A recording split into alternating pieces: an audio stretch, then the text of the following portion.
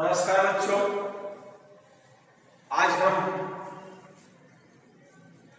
कक्षा 8वीं में से विषय हिंदी का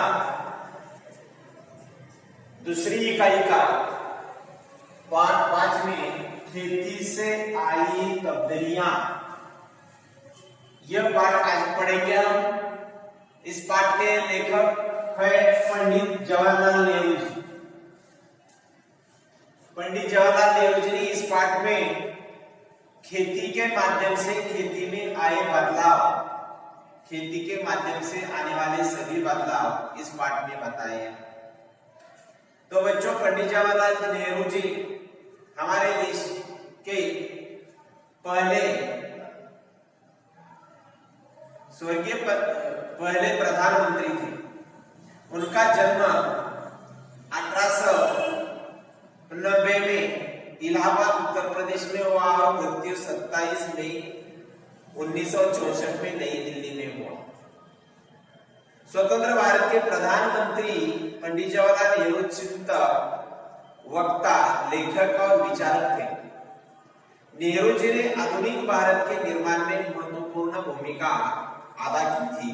अपने विज्ञान और प्रयोग के विकास को प्रोत्साहित किया। उन्होंने बहुत सारा लेखन किया, साहित्य लिखा।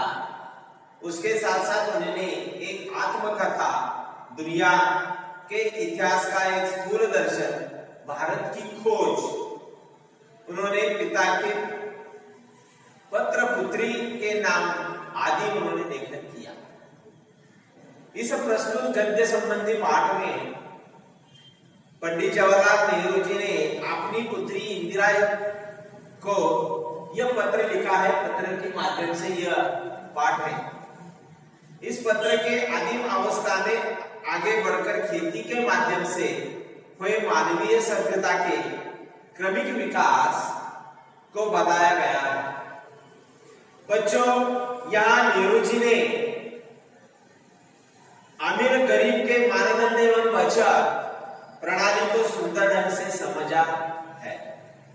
तो विस्तृत रूप से इस पाठ को हम पहले प्रकट वाचन करेंगे और बाद में इसका विश्लेषण देखेंगे। आपने बेटी इंदिरा जी को पत्र लिखते हैं और पत्र के माध्यम से इंदिरा बेटी को खेती में आई तब्दीली के बारे में बताते हैं, क्या क्या बदलाव हुए। प्रिय बेटी इंदिरा, आपने पिछले खत में मैंने कामों के अलग अलग किए जाने का कुछ हल बताया। बिल्कुल शुरू में जब आदमी सिर्फ शिकार पर गुजर बसर करता था, काम बटे हुए न थे। हर एक आदमी शिकार करता था और मुश्किल से खाने वालों को पता था।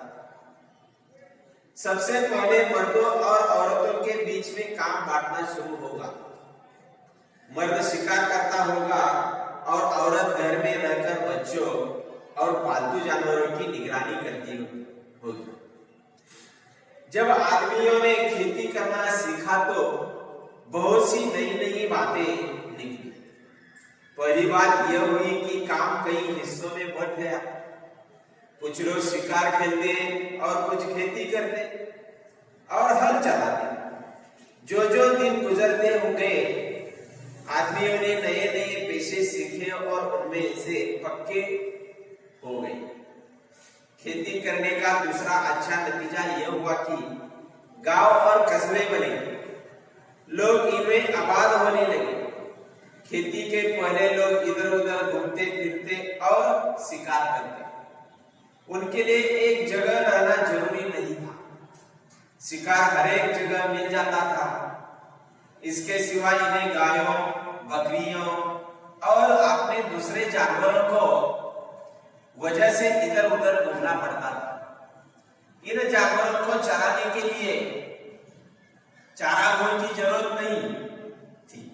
एक जगह कुछ दिन तक चरने के बाद जमीन जानवरों के लिए काफी घास पैदा नहीं होती थी और सारी जाति को दूसरी जगह जाना पड़ता था।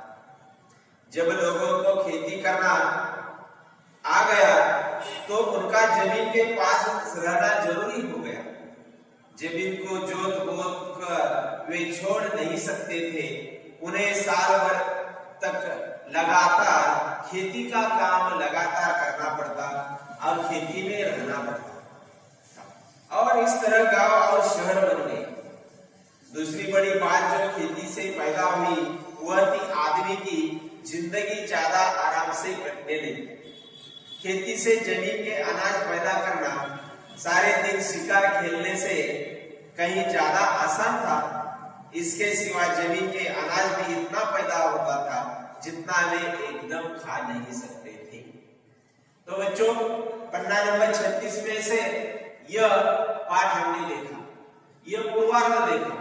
पंडित जवाहरलाल नेहरू ने इसमें आदमी की पूर्वावस्था से खेती तक किस तरह से पहुंचा और उन्होंने किस तरह से बदलाव हुए, कहाँ रुके, गाय बकरी को चराने के लिए कहाँ ले जाते थे और उसमें से काम का बंटवारा किस तरह से हुआ। जो काम जो व्यक्ति करता था उस काम से उसका निश्चित काम हो गया और उससे खेती करने के बाद पहले वह शिकार खेलता था, शिकार करता था और वो बहुत कष्ट करना पड़ता था उसमें, लेकिन खेती के माध्यम से वह आलसी बन गया, आराम करने लगा और एक ही जगह पर खेती करने के बाद बहुत सारा उसे अनाज मिलता था और एकदम वह नहीं खाता था। इस पहले पन्ने में हमने देखा। इस पाठ का पूर्वार्ध हम दूसरे पाठ में देखेंगे। तब तक आप इस पाठ का वाचन करो और उस पर जो सवाल जवाब आए वो लिखो। तो फिर से बच्चों अगली पाठ में मिलेंगे। धन्यवाद।